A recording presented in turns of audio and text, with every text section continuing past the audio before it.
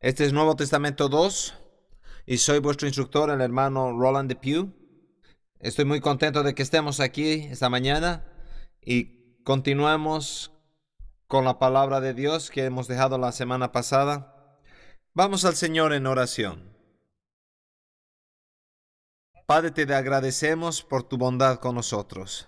Te agradecemos que nos bendices y nos ministras, con nuestra voz. Pido que abras nuestro corazón y nuestros oídos y nuestro entendimiento para recibir lo que tu palabra dice hoy. Recibir entendimiento de tu palabra. Te damos la gloria y la alabanza en el nombre de Jesús. Amén. Amén. Así tenemos un poco de repaso. Hemos hablado de del apóstol Pablo.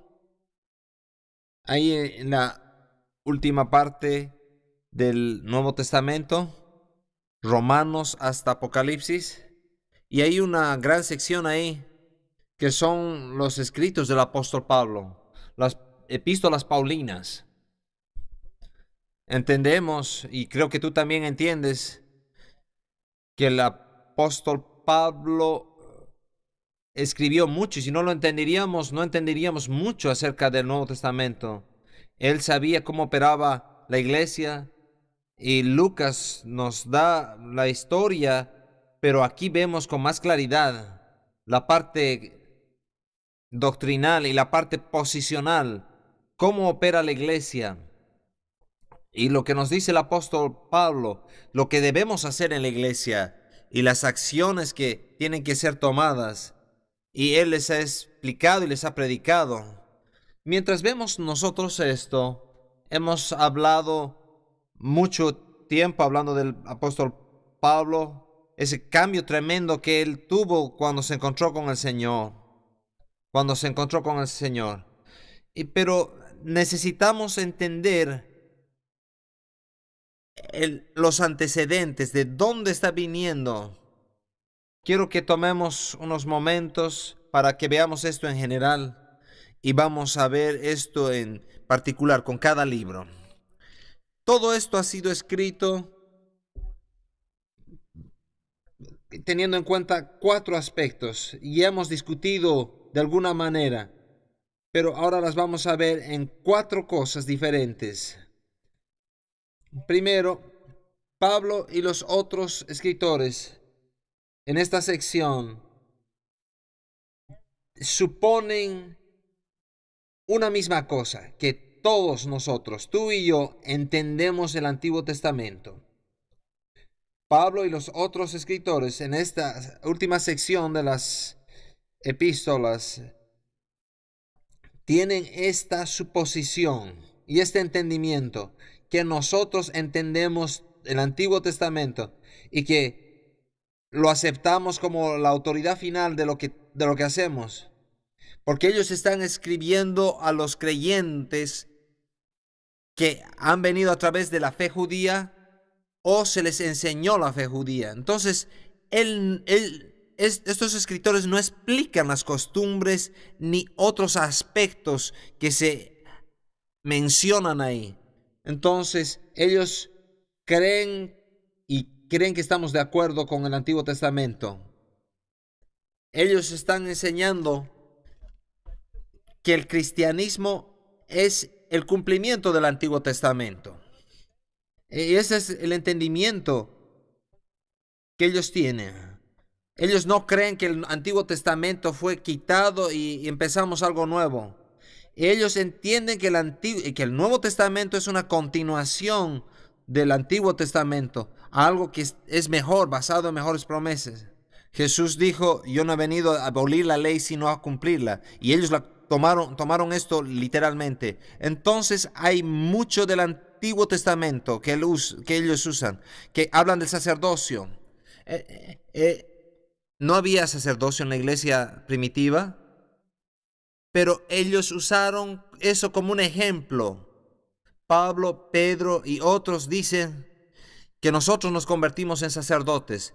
Entonces ellos usan las imágenes del Antiguo Testamento y las transportan al Nuevo Testamento. y dicen que estamos en un nuevo sistema. Hablan de los sacrificios y aspectos similares a ellos y nos dan toda esa terminología y citan el Antiguo Testamento sin pedir perdón, sin dar ninguna explicación. Eso es la primera cosa que quiero que quede clara. Ellos suponen que entendemos el Antiguo Testamento y que lo usamos, y que no puedes interpretar el Nuevo Testamento sin el entendimiento del Antiguo Testamento. Entonces, eso hacemos. El segundo aspecto es que ellos lo tienen como antecedentes, es que el judaísmo, la fe judía, es la forma de religión más ética en el antiguo mundo y es la religión más estable que hay ahí. Y muchas otras religiones paganas habían perdido a adeptos y se fueron a la fe judía porque la fe judía era más efectiva. ¿Y por qué es esto? Porque tiene a Dios detrás. Entonces, la fe judía era la más ética en el tiempo antiguo. Entonces, de esta manera, muchas religiones paganas se convertían al judaísmo. Y aquí hay una suposición en este proceso. Otra suposición es que el judaísmo es algo que nosotros ya entendemos. No solamente que entendemos las historias del Antiguo Testamento, sino la práctica de la fe judía. Porque era una de las religiones más que traía más realización a las personas. Porque Dios estaba detrás de ella. Ahora, cuando Jesús vino, un pastor dijo de esta manera, y Jesús vino y le puso un rostro a Dios. Cuando Jesús vino aquí a la tierra y vieron a Dios manifestado en la carne, entonces ya era más razonable que la fe judía era la mejor y que Él era el judío y que Él cumplió la ley. Entonces la fe judía es una de las fes más fuertes en aquel entonces. El tercer aspecto que vemos como antecedente en las epístolas es que el mundo que viven era un mundo pagano. Ellos vivían en un medio ambiente pagano. ¿Podemos identificarnos con eso? Yo creo que todos podemos identificarnos. Ellos vivían en un mundo en el cual no tenían conocimiento de Dios. Un mundo que estaba lleno de gente que tenían otros intereses en la vida. Este mundo pagano nos va a guiar a discutir muchos problemas en la iglesia. Y los problemas en la iglesia en el Nuevo Testamento eran los mismos que los tenemos ahora. Eran problemas conectados con este mundo pagano en el cual vivían. Entonces traemos muchas cosas del mundo pagano cuando venimos a la iglesia. Porque venimos a la iglesia, no me refiero al edificio, sino a nosotros como cuerpo. Y traemos todas estas cosas y siguen conectadas. Hay pequeñas ataduras que van ahí, que están en nuestras vidas. Entonces, veamos un ratito esto. La palabra pagano. La palabra pagano viene del latín pagus, que realmente significa alguien que vive en el campo, campesino. Alguien que está fuera del ambiente sofisticado de la ciudad. ¿Tienes una idea de quién es pagano? No es una persona que está ahí afuera, que es un campesino. Y eso es lo que describían, y esa era la descripción exacta. Gente fuera de la gente que es sofisticada dentro de las ciudades, en un ambiente culto en ese tiempo. Entonces, eran campesinos. Entonces, una de las cosas que lidiamos acá es que la iglesia ha sido puesta en el mundo en medio de un ambiente pagano. y nuestro trabajo es cambiar ese medio ambiente. Y el problema es que siempre nos contaminamos con un poco del polvo del mundo y la traemos, la recogemos y la traemos a la iglesia. Entonces lo que vemos aquí es ambición política, inmoralidad, carne ofrecida a los ídolos, hechicería. Todos eran los temas de la iglesia primitiva y Pablo tenía que tratar con esto, porque eran gente que venían de ese mundo. Y hay otra cuarta suposición en todas las epístolas, y tiene que haber y entender con eso. La cuarta cosa que ya hemos hablado antes es el helenismo. Los helenistas eran aquellos que hablaban griego. Eso es lo que literalmente significa hablar el idioma griego.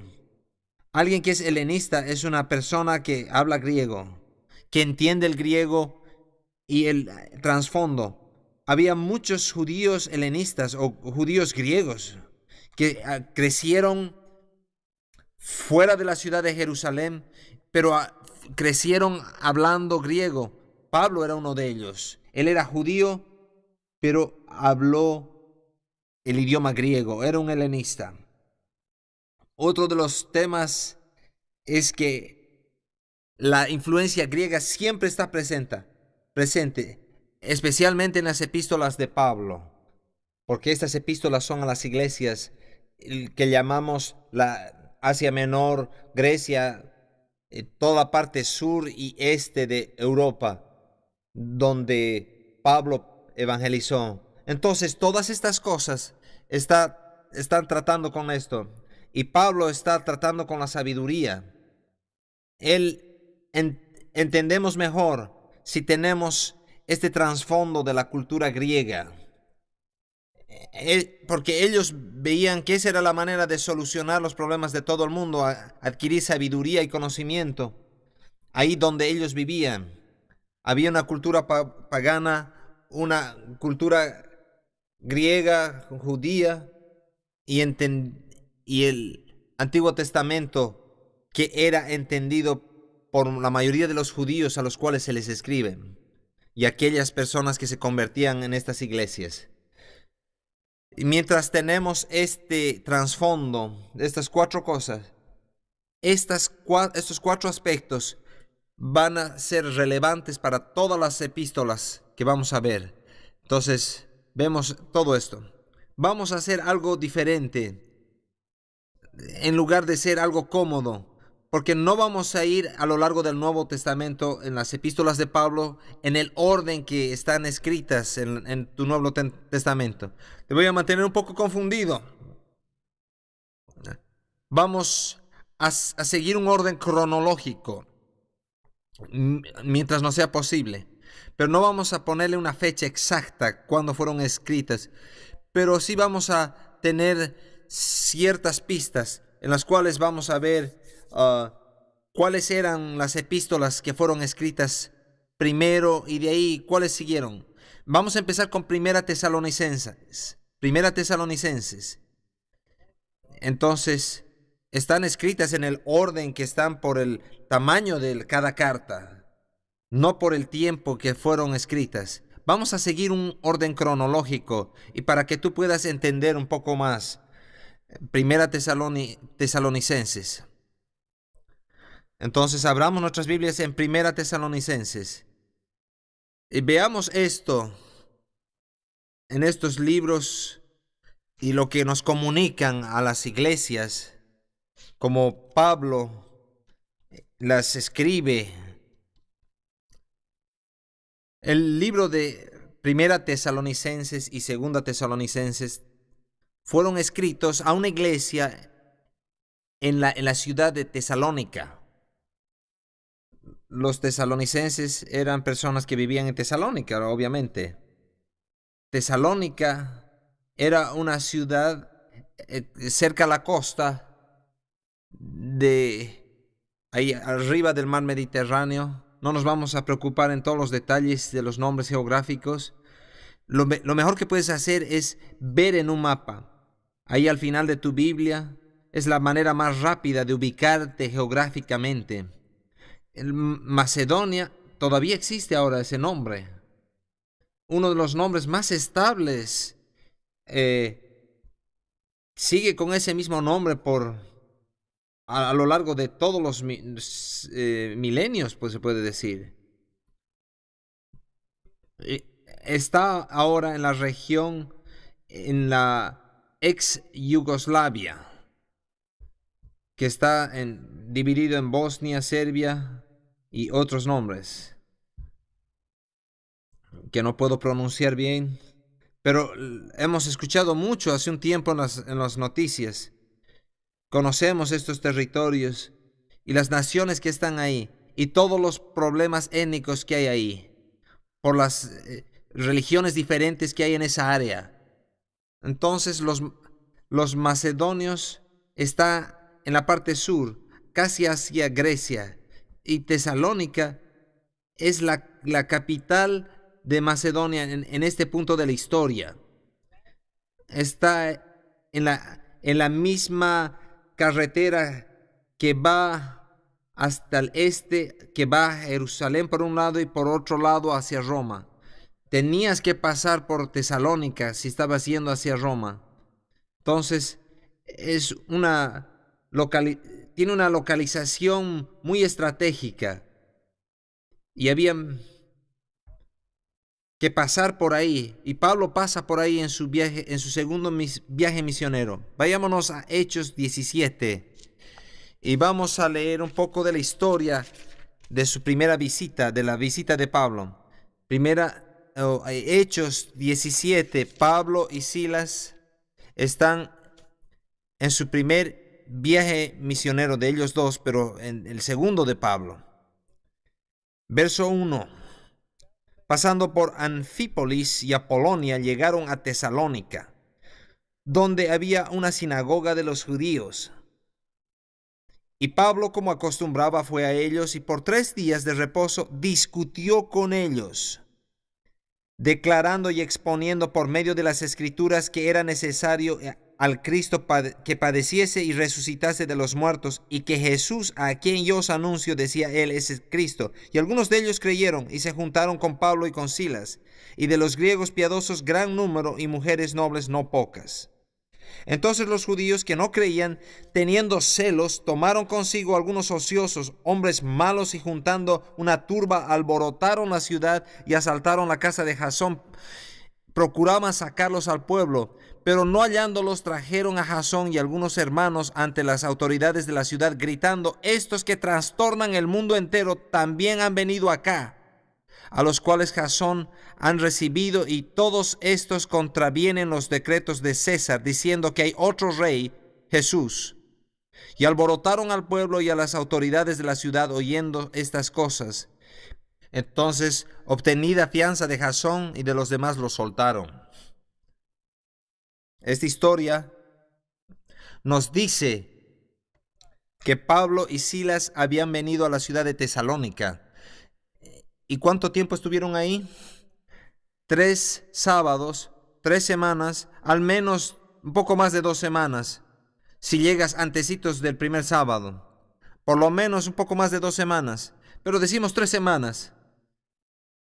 Y razonaba en la sinagoga y les predicaba y razonaba con ellos y los persuadía y les decía: este Jesús es el Mesías, el Cristo, el ungido, del cual hemos oído todos. Y mientras les predicaba ellos, muchos judíos les creían, muchos griegos le creyeron, y muchas autoridades y mujeres nobles, dicen, no pocas, pero habían unos que no creían. ¿Se acuerdan que hemos visto que hay un patrón siempre en el libro de Hechos, que parece que siempre sucede de la misma manera? Pablo llega a un lugar y dice en Romanos 1:16: yo no me avergüenzo del evangelio de Dios, que es el poder de Dios para salvación a todos aquellos que creen, a los judíos primeramente y también a los griegos. Siempre primero, él iba primero a los judíos y les predicaba, y algunos creían y otros no. Y luego, ¿qué sucedía? se levantaba un alboroto. Entonces cuando el alboroto se levantaba, tenían que venir los soldados romanos y apaciguar ese disturbio. Y Pablo lo sacaban. ¿No te hubiera agradado tener Pablo en su casa, así en la casa de Jasón, y sacarlo y llevarlo a tu casa? Ese patrón siempre parece suceder una y otra vez, porque Pablo iba primero a persuadir a los judíos, como judío que él era. Miren lo que me ha pasado a mí, y él les daba el testimonio. Entonces trae ese cambio y les predica. Ese es el patrón típico que vemos una y otra vez en la vida de Pablo cuando llega a una ciudad. Entonces ahí está de 2 a 3 semanas. Y este alboroto se levanta como siempre. Y lo que leemos aquí y lo que entendemos es lo siguiente. Dice en el verso 10, inmediatamente los hermanos enviaron de noche a Pablo y a Silas hasta Berea. En otras palabras, tenemos que sacarte vivo de aquí. Y lo enviaron allá. Entonces, él está en la ciudad de Tesalónica solo 2 a 3 semanas. Y les predica 2 o 3 veces en ese tiempo, en ese lapso de tiempo. Y es todo lo que pasa antes de que esta carta sea escrita. Y eso es muy importante, porque ahí vemos lo que estas personas estaban experimentando y lo que estaban haciendo. Lo que sí sabemos, de que inmediatamente después leemos aquí y vamos a ver que va a Corintio, a Atenas y a otros lugares, pero se dirige hacia Corintio, a los corintios. Entonces, cuando él está en Corinto y pasa ahí 18 meses, 1 año y medio, y cuando está en Corinto, él se siente un poco inquieto con la iglesia en Tesalónica, y no había una iglesia como nosotros pensamos, una construcción, pero había gente que había creído en ese periodo corto que él estuvo, y él sabe que van a tener problemas. Entonces, predicamos y mucha gente creyó. Hubo un gran avivamiento y mucha gente vino ahí. Entonces, por toda la persecución y los problemas, él tiene que abandonar. Lo que sí sabemos acá de este libro, Primera Tesalonicenses, fue escrito desde Corintio. Y no pasó mucho tiempo después de que esto sucedió. Entonces creemos que esta es la primera epístola que escribió mientras estaba en Corinto. Y más o menos ponemos la fecha, el año 50 o 51 después de Cristo. Estamos casi muy certeros, muy ciertos con esa fecha, porque podía ser el principio del 51 o al final del 50 después de Cristo. Entonces, por razón de eso, es el primer libro que él escribe desde Corintio. Entonces, así como dije y que hemos visto, este es el patrón típico que él sigue y la manera como él escapa de estos lugares. Perdón. Pablo escribe esta carta como respuesta a un par de cosas. Vayamos a Hechos 18. Después de estas cosas, Pablo salió de Atenas y se fue a Corintio. Y lo vemos allá en Corintio. Y halló un judío llamado Aquila, natural del Ponto, recién venido de Italia, y trabaja con ellos y empieza a predicar con ellos. Veamos el verso 5. Cuando Silas y Timoteo vinieron de Macedonia, Pablo estaba entregado por entero a la predicación de la palabra, testificando a los judíos que Jesús era el Cristo. Bien, aquí Lucas nos da esta información. Cuando Silas y Timoteo vinieron de Macedonia. En lo que sabemos aquí es que Pablo había estado preocupado y había enviado a Timoteo para que vele por la iglesia. Vayamos a confirmar esto En 1 Tesalonicenses 3, vamos a leer del 1 al 3. Verso 1. Por lo cual, no pudiendo soportarlo más, acordamos quedarnos solos en Atenas. Y ahí por eso es que está todavía en Atenas. Y yo pienso que sería mejor estar solo en Atenas. Y enviamos a Timoteo, nuestro hermano, servidor de Dios y colaborador nuestro en el Evangelio de Cristo, para confirmaros y exhortaros respecto a vuestra fe, a fin de que nadie se inquiete por estas tribulaciones, porque vosotros mismos sabéis que para esto estamos puestos. Voy a parar ahí. Entonces ves la conexión. Pablo envió a Timoteo para animarlos, para alentarlos, porque si yo voy, se va a armar otro alboroto.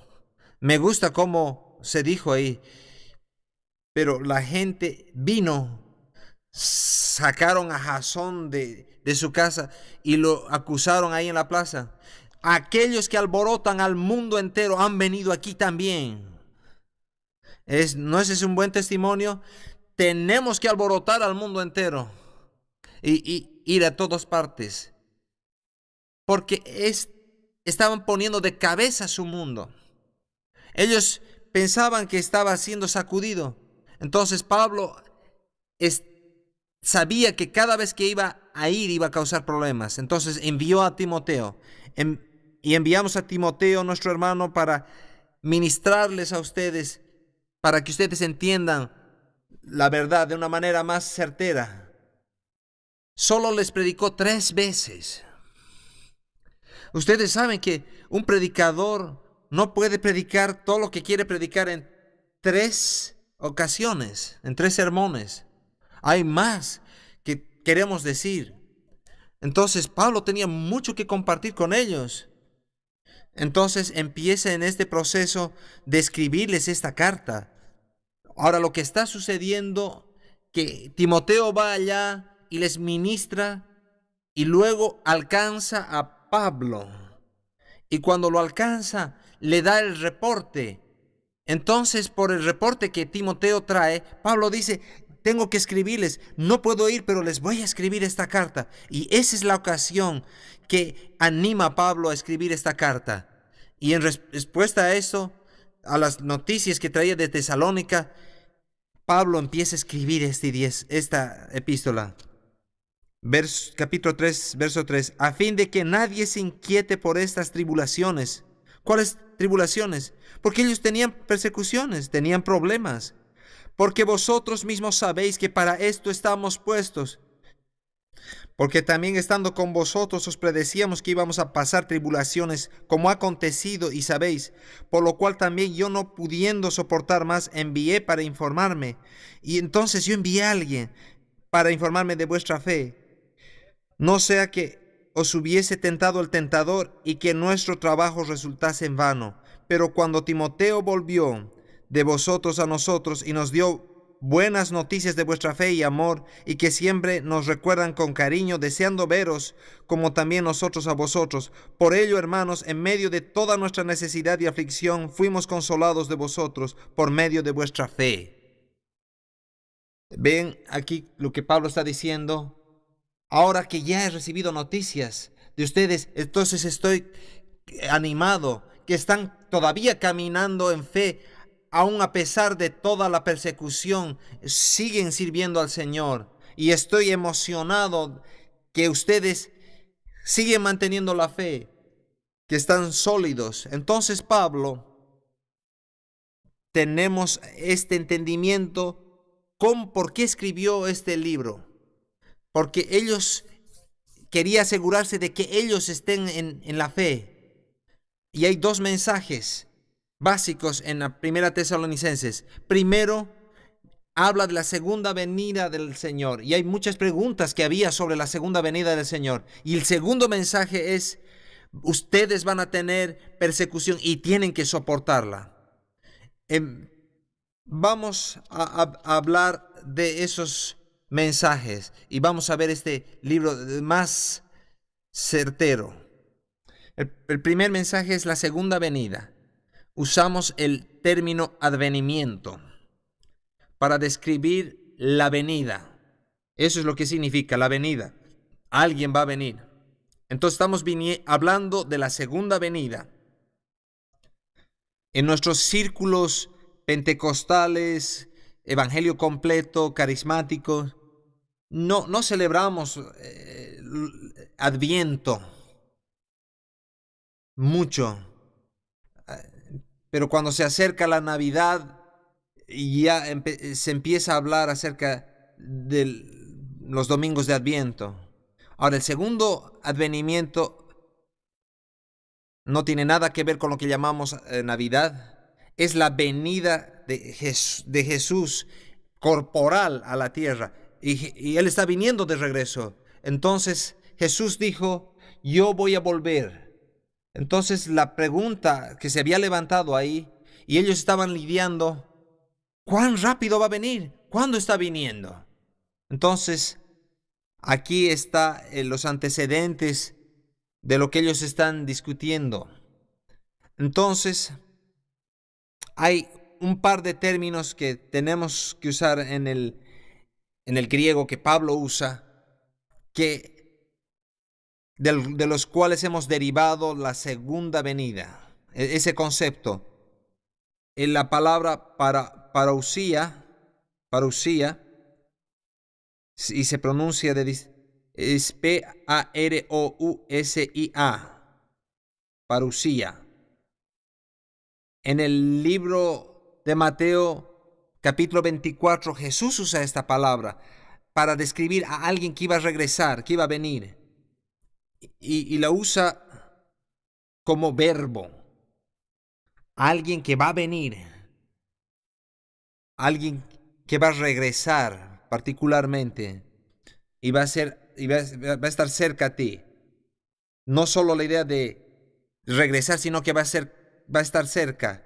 Pero Pablo la usa en diferente sentido, en sustantivo, no como verbo. Entonces, de esa manera es que lo usa. Y él anuncia, y la connotación de la palabra tiene el concepto de alguien que está regresando. Tiene que ver con el arribo y lo que sucede después del arribo. Alguien va a estar contigo. Entonces tienes a alguien cercano, pero no es la acción de la venida, sino del evento. Él va a venir y su presencia va a estar con nosotros. Entonces habla acerca de este evento en lugar del proceso. Vamos a segunda de Pedro, que usan esa misma palabra. Segunda de Pedro, capítulo 1, verso 16.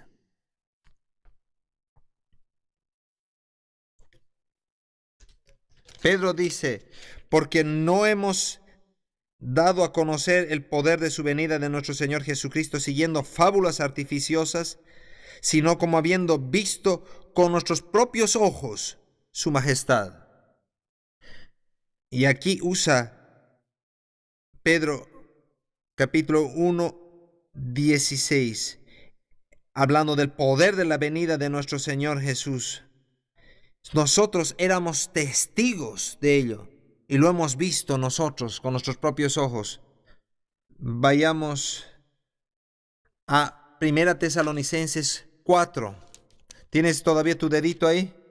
1 Tesalonicenses 4. Todo este pasaje nos habla acerca, por ahí del verso 13, pero leamos el 15. 4:15, por lo cual os decimos esto en la palabra del Señor, que nosotros que vivimos, que habremos quedado hasta la venida del Señor, no precederemos a los que durmieron.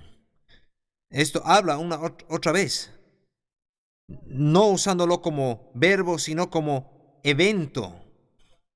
Está describiendo la venida del Señor. Así como Pablo describe esto y lo usa en estos dos libros, Primera y Segunda Tesalonicenses.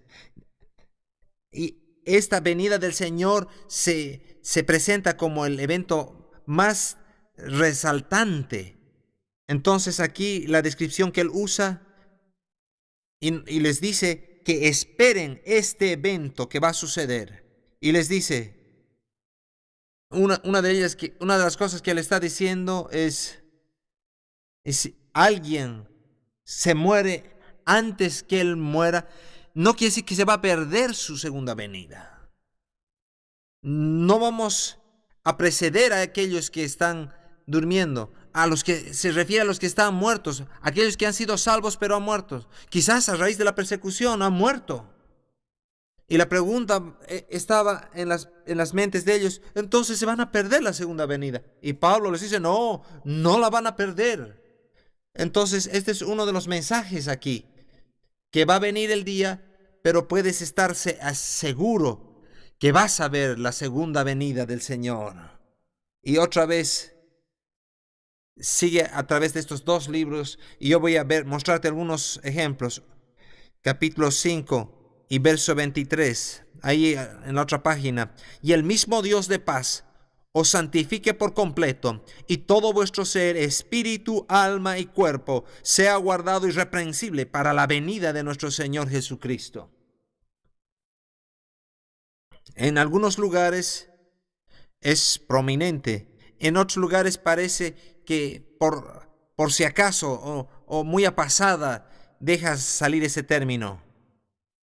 Hasta en el lugar donde habla acerca del arrebatamiento de la iglesia. También usamos este término arrebatamiento o el rapto, que está conectado con la venida de Jesús. Ese es el término que usamos aquí. El término que usamos, ese término común de rapto, está basado en 1 Tesalonicenses 4:17. Leeremos, por favor. Veremos 4:17.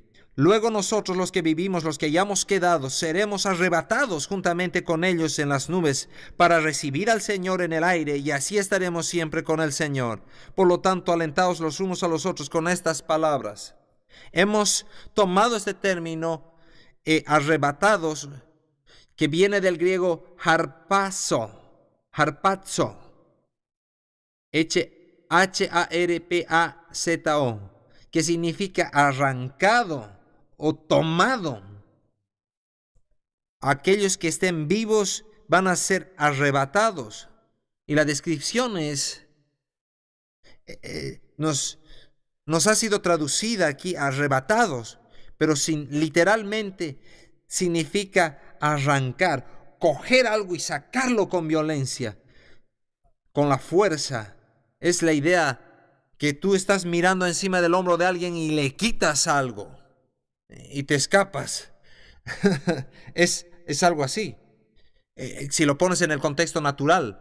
Entonces tienes que poner esto, algo que está siendo quitado, algo que es jalado. Y nosotros tenemos ese término rapto, que en castellano no está en la palabra, pero lo usamos para describir lo que Pablo describió en este lugar, que es el arrebatamiento. No hemos mal usado el término. Hemos aplicado otra palabra en castellano para mostrar este suceso. Probablemente, esta puede ser otra vez mi opinión. Aquí estoy en mi caja de opiniones. ¿Dónde estaba mi caja de opinión? Quizás esto sea mi opinión. Probablemente otro término que podamos usar sería, para nuestro entendimiento de este término, sería la traslación en lugar de rapto. La traslación, porque la escritura habla de ser trasladados de un lugar a otro lugar. Entonces usamos ese término traslación de un idioma al otro. Y la idea de ser trasladados en el espíritu tiene que ver con ser arrebatado, y probablemente va a describir más claramente la parte espiritual, lo que vamos a experimentar. Porque el momento que seamos arrebatados, vamos a ser sacados de aquí en espíritu y también en el cuerpo, en una forma, y nuestro cuerpo va a ser transformado. La escritura dice que vamos a ser como Él cuando Él venga. Entonces, no es igual que nosotros con esto. No es igual que esto. Entonces, ¿quién va a cambiar? Nosotros somos los que vamos a cambiar. Nosotros nos vamos a convertir como Él cuando Él venga. Entonces tenemos que ir a atravesar ese cambio. Entonces, cuando lo encontremos ahí en el aire, así les describió Pablo a los tesalonicenses. Esta es una traslación de nuestro cuerpo, trasladándonos de un ambiente a otro. Oh, yo estoy animado de llegar a ese lugar. A veces estamos enfrascados en esto, pero vamos a ser quitados de aquí. Y eso es algo emocionante de lo que Dios va a hacer para nosotros. Y tenemos que entender lo que Él está tratando de describir.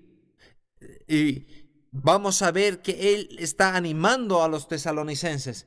No importa, Él dice, si mueren, nos vamos a llevar con ellos, porque su espíritu es lo más importante y Él los va a resucitar y los va a llevar a sus cuerpos de esa situación. Ellos estaban preocupados. Veamos lo que dice en el verso 13, 4:13. Tampoco queremos, hermanos, que ignoréis acerca de los que duermen, para que no os entristezcáis como los otros que no tienen esperanza.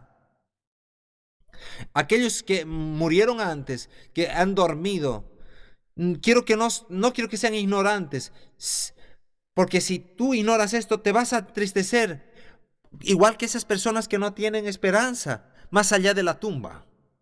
Estas otras religiones no hablaban más acerca más allá de la muerte.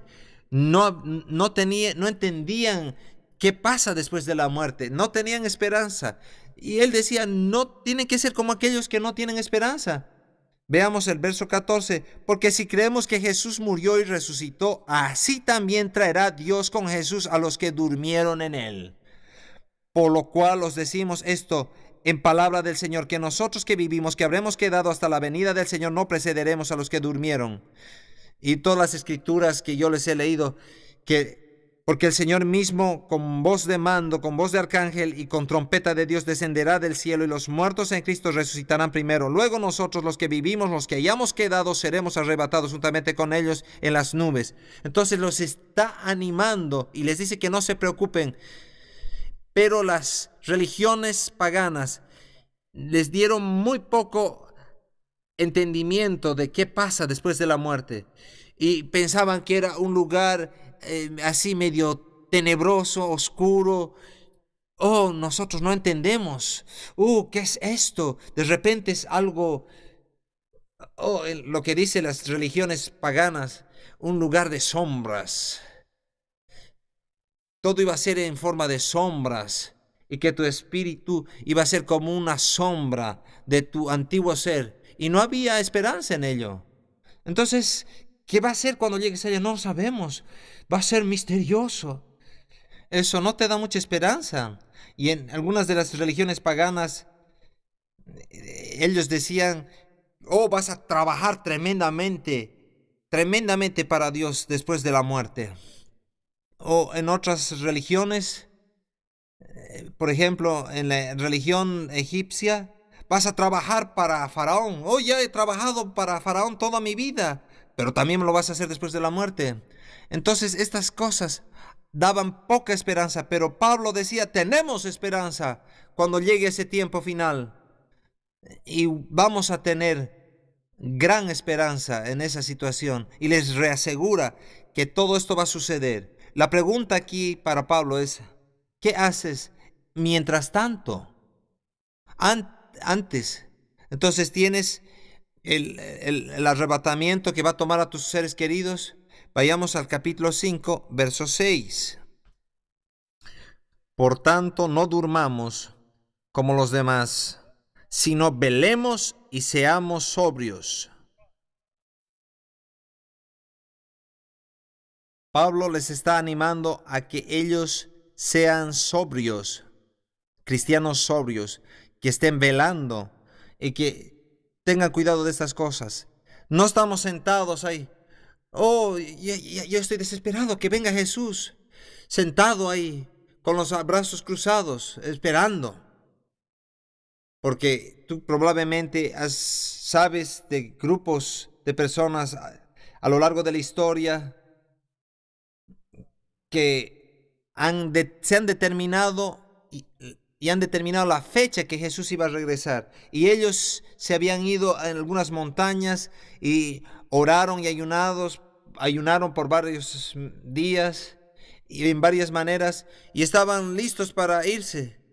Y estaban ahí sentados esperando. Si tú supieras, muchos de ellos siguen todavía sentados esperando. ¿Entienden eso? Pero si tú supieras que Jesús está viniendo en 30 días, ¿qué estarías haciendo? Oh, ¿te irías a ocultar en algún lugar? Oh, estoy esperando a Jesús. No, tenemos que estar trabajando más arduamente que nunca. ¿Cuándo está viniendo? No sabemos, o sí.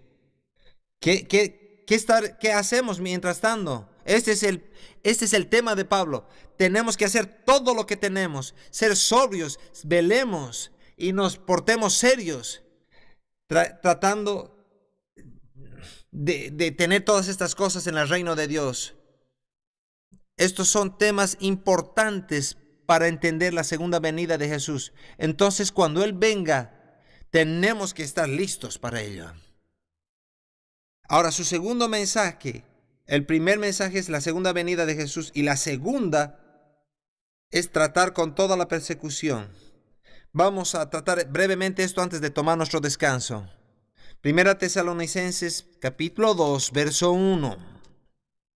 Porque vosotros mismos sabéis, hermanos, que nuestra visita a vosotros no resultó vana, pues habiendo antes padecido y sido ultrajados en Filipos, como sabéis, tuvimos denuedo en nuestro Dios para anunciaros el evangelio de Dios en medio de gran oposición. Pablo dice que había mucho conflicto, mucha oposición cuando vinimos a ustedes la primera vez. Entonces leímos la historia en Hechos, que todo lo que sucedió y cómo se tuvieron que escurrir del pueblo y escaparon salvando sus vidas y los tomaron por los líderes en la iglesia y les dijeron que se tenían que ir. Veremos capítulo 3, verso 4, porque también estando con vosotros os predecíamos que íbamos a pasar tribulaciones, como ha acontecido y sabéis. Él les dice, sucede, va a haber persecución. Tienen que ser fieles en medio de toda esta persecución. Les recuerda lo que habíamos pasado. Hemos sido nosotros fieles en medio de esa persecución. Lo mismo tienen que hacer ustedes. Vamos al capítulo 2, verso 17. Pero nosotros, hermanos, separados de vosotros por un poco de tiempo, de vista, pero no de corazón, tanto más procuramos con mucho deseo ver vuestro rostro, por lo cual quisimos ir a vosotros. Yo, Pablo, ciertamente una y otra vez, pero Satanás nos estorbó. ¿Por cuál es nuestra esperanza o gozo o corona de que me gloría? ¿No lo sois vosotros delante de nuestro Señor Jesucristo en su venida? Y les dice, yo no pude estar ahí personalmente, pero estaba tan involucrado con lo que ustedes estaban pasando que yo quería estar seguro que ustedes tengan el gozo y ustedes estén ahí cuando Él venga y nosotros estemos en su presencia cuando Él venga. Ese es su tema. Aún a pesar de la persecución y de los problemas, tienen que estar ahí. Nosotros también hemos atravesado esas dificultades y sé que han estado pasando muchos de ellos y yo estoy orando para que ustedes puedan prevalecer. Él les advierte acerca de todo esto. Hay más esto en el capítulo 5 y lo vamos a ver cuando regresemos. Vamos a ver acerca de la persecución. Vamos a tomar un recreo y vamos a acabar 1 Tesalonicenses.